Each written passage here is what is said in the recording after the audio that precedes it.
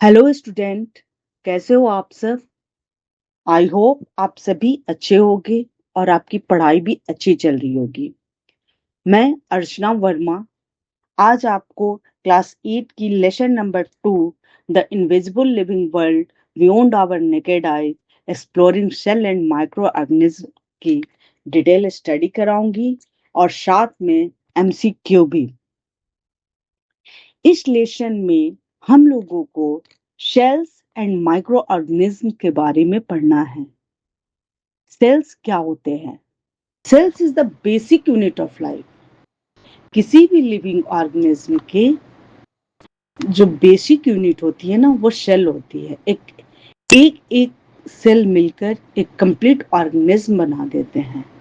And microorganism क्या है? Microorganism are tiny living organism जिसे हम नेकेड आई से नहीं देख सकते। वो इतने छोटे होते हैं कि वो विजिबल नहीं होते हैं, इसलिए वो इनविजिबल है। उन्हें इनविजिबल लिविंग वर्ल्ड का ऑर्गेनिज्म कहा गया है। अगर सडनली ये सारे लिविंग वर्ल्ड के इनविजिबल लिविंग ऑर्गेनिज्म दिखने लगे तो फिर कैसा होगा? Just imagine. ठीक है, तो इन लिविंग वर्ल्ड के ऑर्गेनिज्म इनविजिबल है, वो दिखाई नहीं देते हैं। उन्हें देखने के लिए हमें लेंस एंड माइक्रोस्कोप की जरूरत होती है।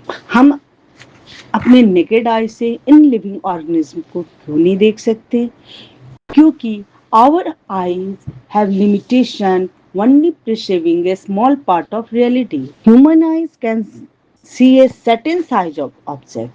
कि हमारी आईज की जो लिमिटेशंस है, किसी भी ऑब्जेक्ट के एक सर्टेन साइज तक के ऑब्जेक्ट को हम लोग दूर से देख सकते हैं। जो ऑब्जेक्ट बहुत ही ज्यादा छोटा है उसे हम नहीं देख सकते। उन्हें देखने के लिए लेंस एंड माइक्रोस्कोप का यूज करते हैं। लेंस क्या है? Lens a curved piece of glass would make a small things to look bigger. बहुत समय पहले लोगों ने कट पीस के ग्लास को देखा और उसमें एनालाइज किया कि इस कट पीस के ग्लास से किसी भी स्मॉल चीज को हम लोग देखते हैं तो वो ऑब्जेक्ट की साइज जो होती है वो बड़ी हो जाती है। जैसे अगर आप चींटी के ऊपर भी उसे रखेंगे तो चींटी की साइज जो होगी वो बड़ी दिखेगी। तो उसे उन्होंने लेंस कहा। उस स्मॉल कर्व पीस के ग्लास को उन्होंने लेंस कहा। और वो लेंस क्यों कहा? होते लेंटिल सीड के शेप में होते हैं, इसलिए उन्हें लेंस कहा। क्यों? वो थिक इन द मिडिल या इस और थिन एट द एज। ये साइड में जो होते हैं ना एरिया, इसमें पतले होते हैं, इसलिए उनको लेंस कहा गया। बहुत फिर उसके बाद हाई क्वालिटीज के लेंस को यूज करके, अच्छे क्वालिटीज के लेंस को यूज करके मैग्नीफाइंग ग्लास बनाया गया। ये आपको मैग्नीफाइंग ग्लास है।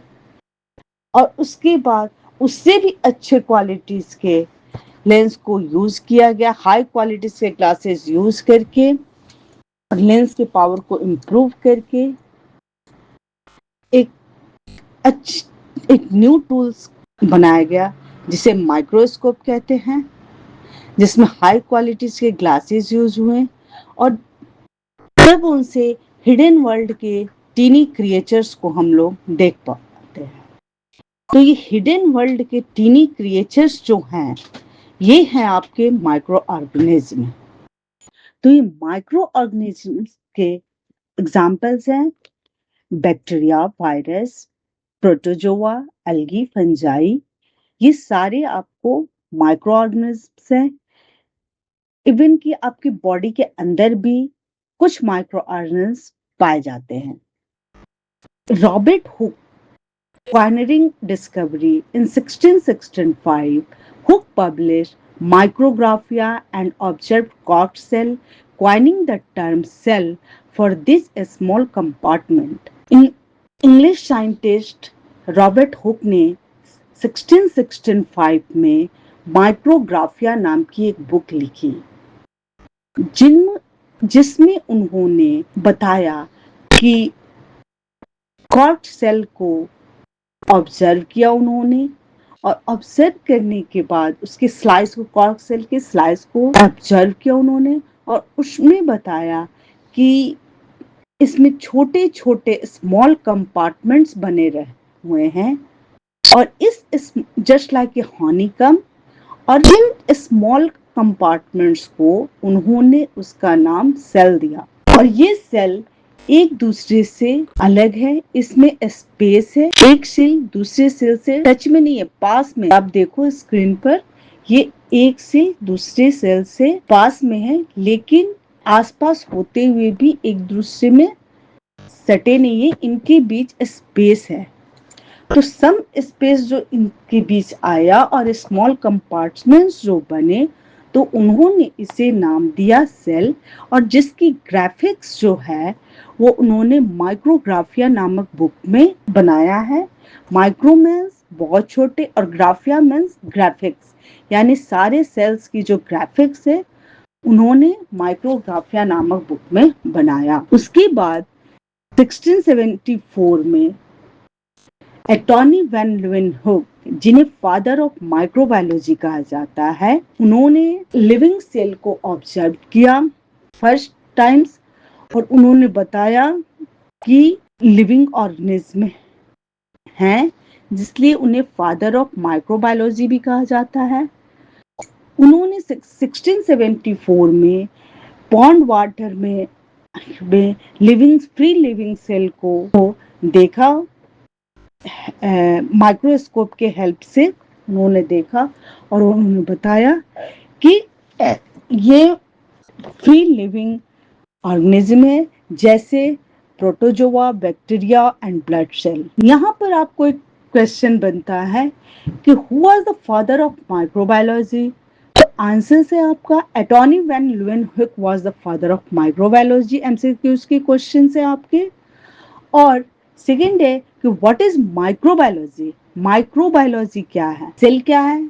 सेल है कि किसी भी लिविंग ऑर्गेनिज्म के, हमारे जीवन की बेसिक यूनिट जो होती है वो सेल्स होती है। एक एक सेल्स मिल करके एक लिविंग ऑर्गेनिज्म का बनाते हैं। जैसे bricks are the basic unit of building, the study of microbes is called microbiology. ठीक है, the study of microbes is called microbiology. ये क्वेश्चंस जो हैं आपके एमसीक्यूज के क्वेश्चंस है, ठीक है। तो यहाँ पर बात आती है कि हम लोग बात कर रहे हैं माइक्रो ऑर्गेनिज्म पे, तो उन्होंने फ्री लिविंग माइक्रो ऑर्गेनिज्म को देखा और बताया कि पॉन्ड वाटर में फ्री लिविंग माइक्रोऑर्गेनिज्म है। माइक्रोस्कोप के हेल्प से मदद करके उन्होंने बताया कि ये blood cell, protozoa and bacteria जो है वो माइक्रोब्स है, ठीक है।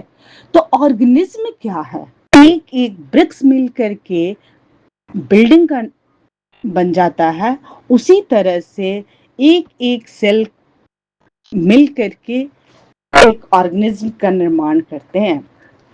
Every living organism is composed of one और मोर सेल।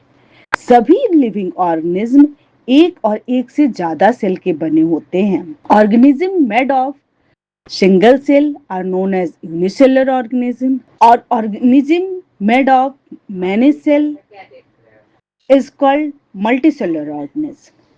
तो unicellular organism, all plant and animal are organism, all plant and animal are organism. पर हम लोग अब पढ़ रहे हैं किस चीज के बारे में? माइक्रो ऑर्गेनिज्म के बारे में। क्या है वह सेल जो एक सेल, वह organism. What is cell? Cell are the fundamental building blocks and basic unit of life.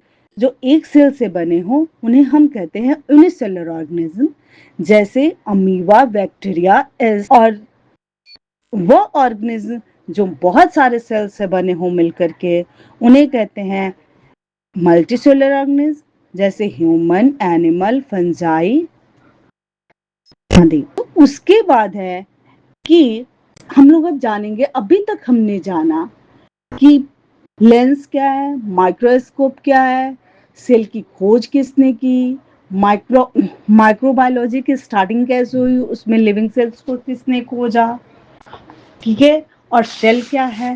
अब हम जानते हैं कि सेल की स्ट्रक्चर्स क्या हुई, सेल क्या है, सेल किसे कहेंगे वो तो हमने जान लिया। अब सेल की स्ट्रक्चर्स क्या है। Each cell consist of three components.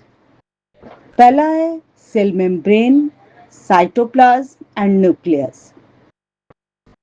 ये रहा आपको सेल मेम्ब्रेन, साइटोप्लाज्म हो गया आपका, और ये है आपका न्यूक्लियस। तो सेल मेम्ब्रेन क्या है। सेल मेम्ब्रेन है outer layer of cytoplasm and nucleus is called cell membrane. Nucleus और साइटोप्लाज्म की बाहरी दीवार जो होती है ना, उसे हम कहते हैं सेल मेम्ब्रेन। ये सेल मेम्ब्रेन एक सेल को दूसरे सेल से अलग कर रखती है, और ये पोरस होते हैं। पोरस का मतलब क्या है। पोरस का मतलब है कि जो भी मटेरियल इनकी डेवलपमेंट, सेल की डेवलपमेंट के लिए, लाइफ प्रोसेस को स्टार्ट करने के लिए, लाइफ प्रोसेस को रेगुलेट करने के लिए जिस मटेरियल की भी आवश्यकता होती है, उन्हें वो सेल के अंदर आने देते हैं, और जो भी वेस्ट मटेरियल होता है उसे वो बाहर कर देते हैं। इसलिए ये सेल मेम्ब्रेन जो है वो पोरस है, ठीक है। तो क्या क्या बातें होगी सेल मेम्ब्रेन की। outer layer of cytoplasm and nucleus is called cell membrane. Cell membrane आपको पोरस होता है, और ये लाइफ को रेगुलेट करने के लिए जो भी मटेरियल जो होती है, रिक्वायर्ड मटेरियल, उन्हें इनसाइड करता है, और जो वेस्ट मटेरियल होता है उसे बाहर कर देता है।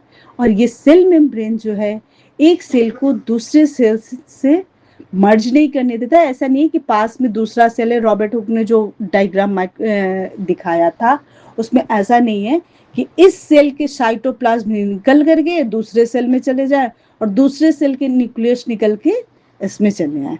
वो उन्हीं सब्सटेंस को, वेस्ट मटेरियल को निकालेंगे जो वेस्ट है, जो इनको रिक्वायरमेंट नहीं है, और उन्हें ही अंदर लेंगे जिस चीज की इन्हें लाइफ प्रोसेस को शुरू रखने के लिए इनकी जरूरत है, उसको वो अपनी ओर अंदर लेंगे।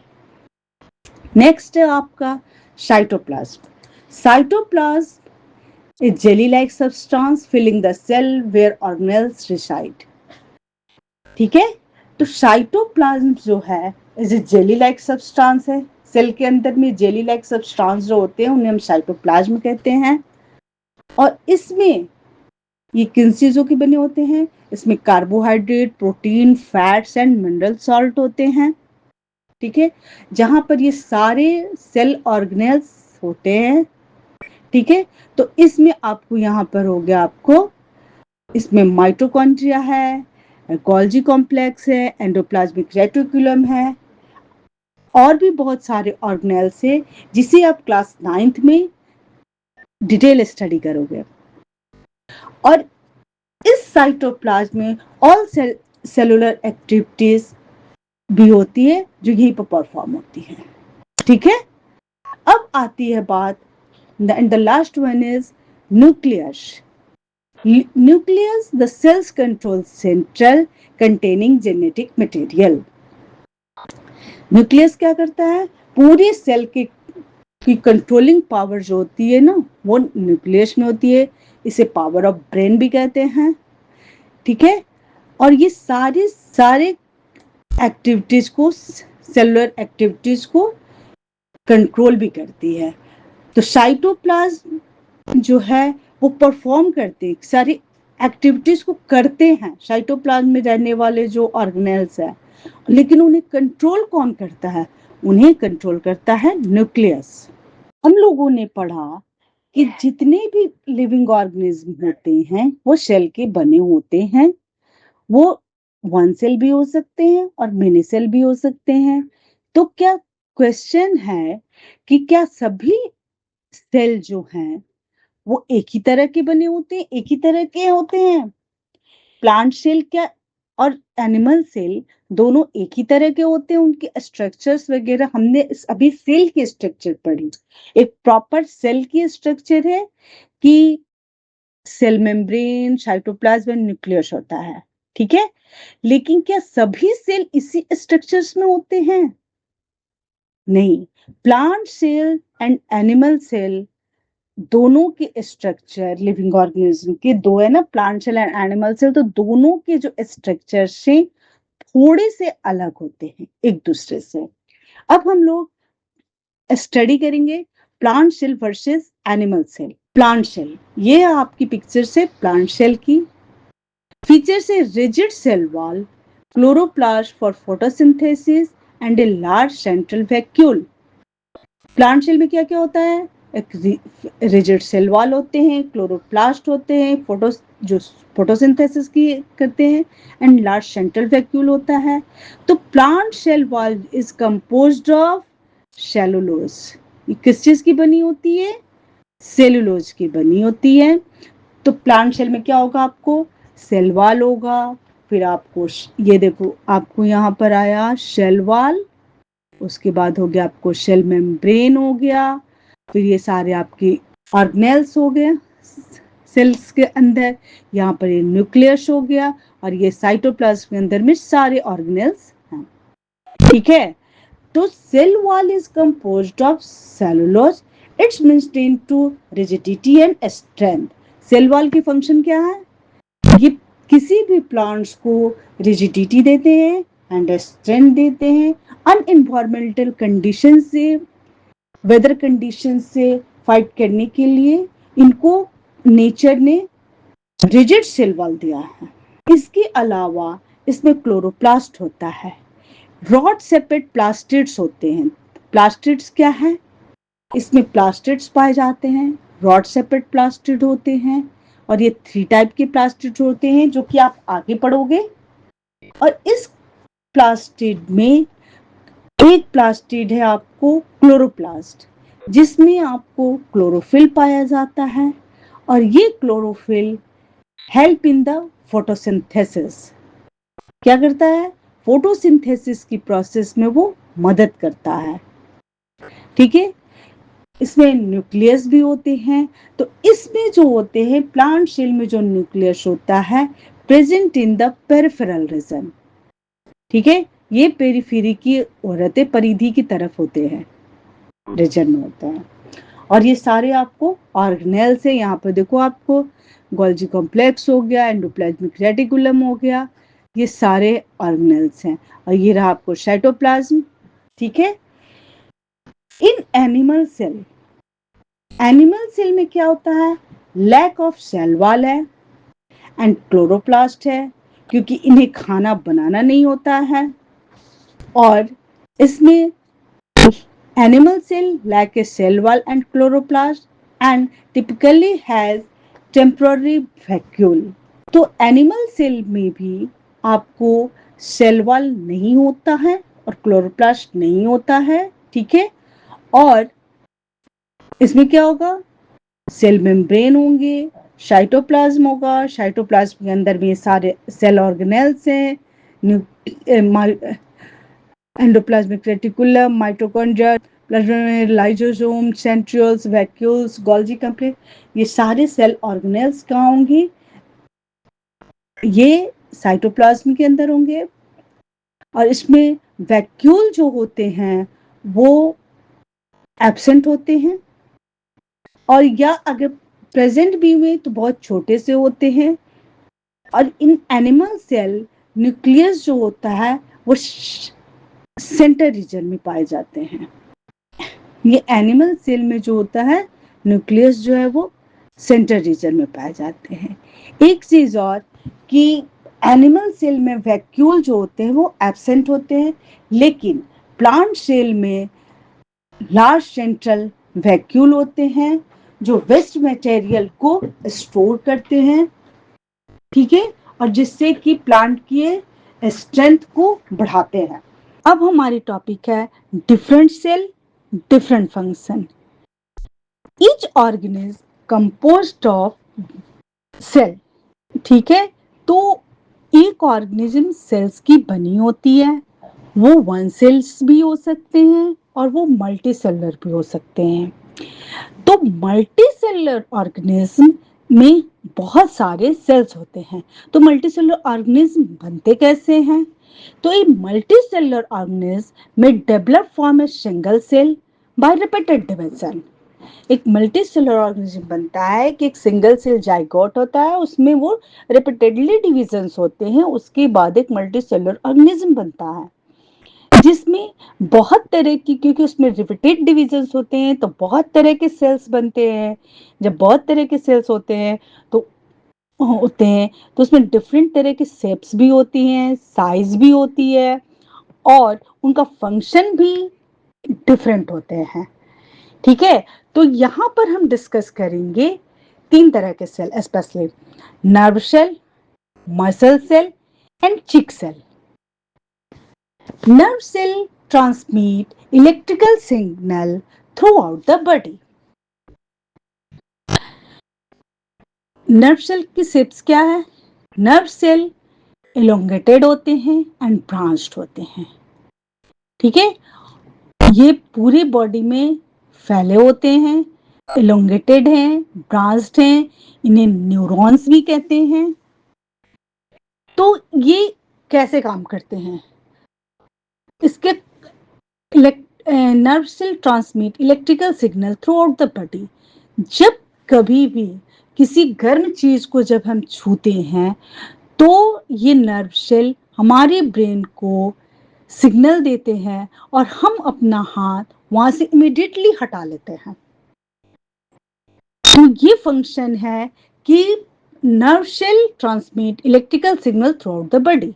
ये हमारी बॉडी में किसी भी तरह की एबनॉर्मल सिचुएशंस होती हैं तो वो सिग्नल देते हैं और हमारे बॉडीज को अन एबनॉर्मल सिचुएशन से बचाते हैं। सेकंड है आपका muscle cell, contract to produce movement. Muscle cells जो होते हैं वो हमारे शरीर में किसी भी तरह के मूवमेंट को प्रोड्यूस करते हैं, चाहे वो चलना हो, घूमना हो, दौड़ना हो, किसी चीज को उठाना हो, तो उसमें भी हमारे मसल सेल्स काम करते हैं। इवन की डाइजेशन की जब प्रोसेस स्टार्ट होती है तो वहां पर भी मसल सेल्स का काम होता है कि वो खाना को, फूड पाइप में लाने के लिए वहां पर भी मसल सेल्स का ही यूज होता है। नेक्स्ट है आपका cheek cell. Cheek cell protect the inside of the mouth. Cheek cells जो होते हैं वो थिन है और फ्लैटेंड है और ये हमारे माउथ के इनर सरफेस को, इसके अलावा भी nerve cell, muscle cell and cheek cell, इन सारे सेल्स के अलावा भी बहुत सारे सेल्स है। जैसा कि हमने अभी अभी देखा कि नर्व सेल आपका इलोंगेटेड है, ब्रांच है, मसल सेल्स आपको स्पिंडल सेपिड है एंड फ्लेक्सिबल है। स्पिंडल सेपिड और फ्लेक्सिबल होने के कारण ही ये मूवमेंट को प्रोड्यूस करते हैं। चिक सेल जो है वो फ्लैट है और थीन है, जो प्रोटेक्ट करते हैं माउथ के रीजन्स को। इसके अलावा हमारे पास है सेल्स जो होते हैं, कुछ सेल्स राउंड होते हैं, कुछ पॉलीगोनल होते हैं, कुछ एस्पेरिकल होते हैं, कुछ ब्रांच्ड होते हैं। तो राउंड जो सेल्स होते हैं वो आरबीसी है, पॉलीगोनल आपका लिवर सेल है, एस्फेरिकल आपका, जितने भी तरह के एक्स सेल्स होते हैं वो स्फेरिकल होते हैं। ब्रांच जो है वो आपके स्किन पर पाए जाने वाले सेल ब्रांच्ड होते हैं। इसी तरह से जैसे एक मल्टी सेलुलर ऑर्गेनिज्म में डिफरेंट तरह के सेल हैं और डिफरेंट तरह के फंक्शन हैं, उसी तरह से प्लांट में भी डिफरेंट तरह के सेल्स पाए जाते हैं, उसमें वेरिएशन देखा जाता है। कुछ सेल प्लांट में रेक्टेंगुलर होते हैं, कुछ इलोंगेटेड होते हैं, कुछ ओवल होते हैं और कुछ ट्यूब लाइक होते हैं। तो जो ट्यूब लाइक स्ट्रक्चर वाले सेल्स होते हैं प्लांट में, वो वाटर का पूरे प्लांट में एब्जॉर्प्शन ट्रांसपोर्टेशन करते हैं। तो इस तरह से हमने अभी अभी देखा कि डिफरेंट सेल डिफरेंट फंक्शन को कैसे काम करते हैं। नेक्स्ट टॉपिक है level of organisation from the smallest unit to complete organism. हमने पढ़ा कि cell is the basic unit of life. तो यहाँ पर बताया गया है कि किसी भी ऑर्गेनिज्म का निर्माण होता है तो सेल से टिश्यू बनते हैं, टिश्यू मिलकर के ऑर्गन बनाते हैं, ऑर्गन मिलके ऑर्गन सिस्टम बनाते हैं, ऑर्गन सिस्टम मिलके ऑर्गेनिज्म बनाते हैं। ठीक है, तो cell is the basic unit of life. किसी भी लिविंग ऑर्गेनिज्म को बनता है तो वो सेल के बने होते हैं। तो एक group of similar cell format tissue, एक ग्रुप के सिमिलर सेल्स मिलकर के आपको टिश्यूज बनाते हैं। ठीक है, और ये टिश्यू एक ही तरह के वर्क को करते हैं जिन्हें हम टिश्यू कहते हैं। ठीक है, उसके बाद आता है organ, different tissue forming a functional unit. Different तरह के टिश्यूज मिलके एक ऑर्गन का निर्माण करते हैं। यहाँ पर क्या है, देखो आप, डिफरेंट टिश्यू मिलके एक ऑर्गन, और फिर ये डिफरेंट टाइप के ऑर्गन मिलके एक ऑर्गन सिस्टम बनाते हैं, और ये पूरे डिफरेंट ऑर्गन सिस्टम मिलके कंप्लीट एक ऑर्गेनिज्म बना देते हैं। ठीक है, तो कैसे होता है, यहाँ पर हमने जाना cell is the basic unit of life. एक लिविंग ऑर्गेनिज्म जो होते हैं सेल से बने होते हैं। अभी इस सेंटेंस को हम लोग प्रूफ करते हैं। ये सारे सेल्स जो होते हैं मिल करके एक टिश्यूज को बना दिया। ठीक है, ग्रुप ऑफ सिमिलर सेल्स मिले और उन्होंने टिश्यूज बनाया। फिर डिफरेंट तरह के टिश्यूज बने और वो मिलकर के क्या बना दिया, एक ही तरह के ऑर्गन बनेंगे, एक तरह के सेम फंक्शन करने वाले एक ऑर्गन बनेंगे। डिफरेंट तरह के टिश्यू मिलेंगे, फंक्शन हमारा एक होगा और वो बन गया एक ऑर्गन। ठीक है, और डिफरेंट तरह के ऑर्गन मिलकर के यहाँ बना दिया आपको ऑर्गन सिस्टम। और इस ऑर्गन सिस्टम में भी बहुत सारे ऑर्गन सिस्टम होते हैं, जैसे digestive system, circulatory system, respiratory system, excretory system, nervous system. ये बहुत सारे सिस्टम्स होते हैं इसमें, और ये सिस्टम मिलके पूरे कंप्लीट ऑर्गेनिज्म बनाते हैं।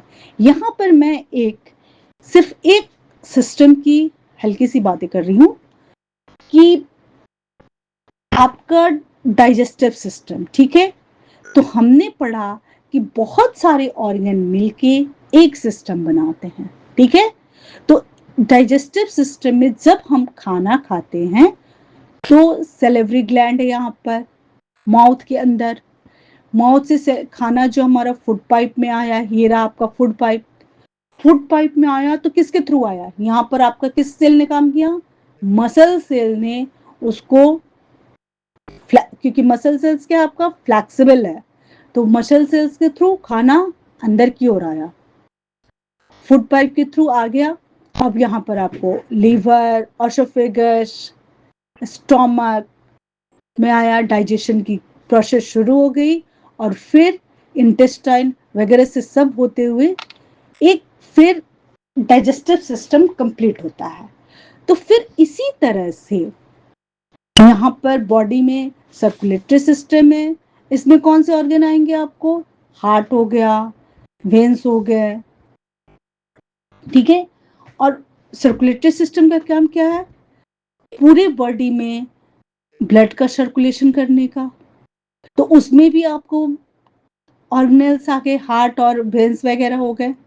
रेस्पिरेटरी सिस्टम हुआ, रेस्पिरेटरी सिस्टम में आपको लंग्स हो गए, विंड पाइप हो गया आपको, तो इस तरह से मिलकर के बहुत सारे ऑर्गेनेल्स मिलेंगे आपको। एक्सक्रीटरी सिस्टम है, नर्वस सिस्टम है, ये सारे सिस्टम मिलके एक ऑर्गेनेल्स का निर्माण कर बनाते हैं, एक कंप्लीट लिविंग बीइंग बन जाता है। ठीक है, तो अभी अभी हमने पढ़ा कि कैसे एक सेल टिश्यूज बनाया, टिश्यू ने ऑर्गन बनाया, ऑर्गन ने ऑर्गन सिस्टम बनाया, ऑर्गन सिस्टम ने बहुत सारे ऑर्गन सिस्टम मिल करके एक कंप्लीट ऑर्गेनिज्म बनाया। तो इस ऑर्गेनिज्म की बेसिक यूनिट क्या हो गई? इस ऑर्गेनिज्म की बेसिक यूनिट जो है वो सेल हो गए। तो cell is the basic unit of life.